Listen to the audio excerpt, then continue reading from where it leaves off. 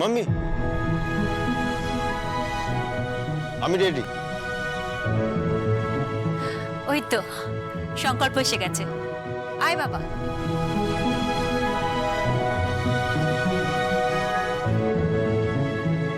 Daddy.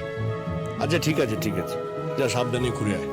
তুই ঘুরে আয়, তারপর আমাদের সবাইকে গল্প বল, তো সেই রোমহর্ষক ইনভেস্টিগেশনের গল্প। হ্যাঁ ড্যাডি, কিন্তু এবারের ব্যাপারটা খুব টাফ। একটা গোটা র্যাকেটকে ধরবো। নর্থ ইস্ট এরিয়া জুড়ে একটা জাল ওষুধের কারবার চলছে, তার চাইকে ধরবো।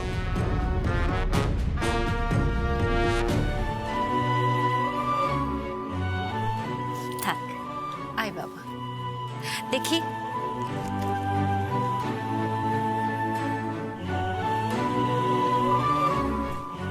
কারোর নজর না লাগে, সুস্থভাবে ফিরে আসিস।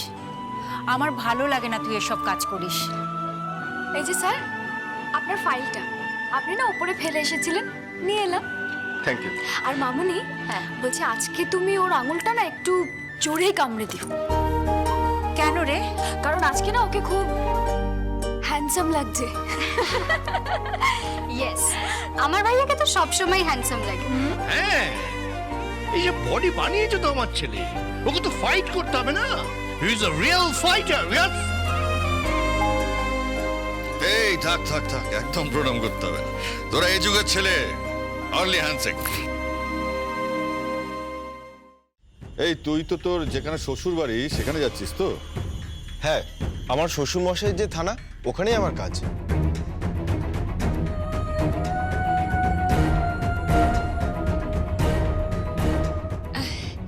সংকল্প, ঝিলামের সঙ্গে দেখা করবি তো? হ্যাঁ, অবশ্যই করবে, কেন করবে না?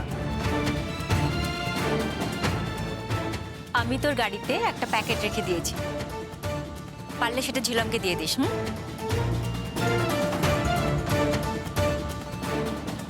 আচ্ছা, আমি আসি ড্যাডি। মাম্মি আসছি। সংকল্প, এই সংকল্প, আরে কোথায় রে সংকল্প? আরে চল চল। কেন, তুমিও যাবে নাকি? হ্যাঁ, আমি যাবো না তো কি, তোকে এয়ারপোর্টে পৌঁছে দিতে হবে না? আবার ওখান থেকে শোরুমে যেতে হবে। ড্যাডি, আমি আসছি। হ্যাঁ, মাম্মি আসছি।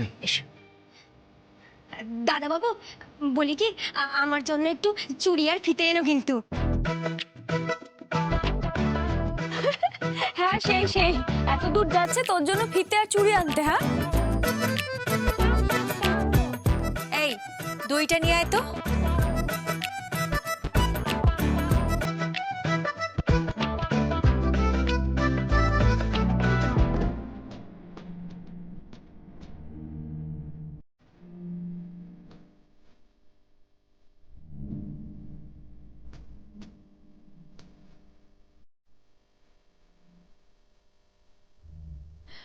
জলের ঘটিটা ওই দরজার কাছে রাখ।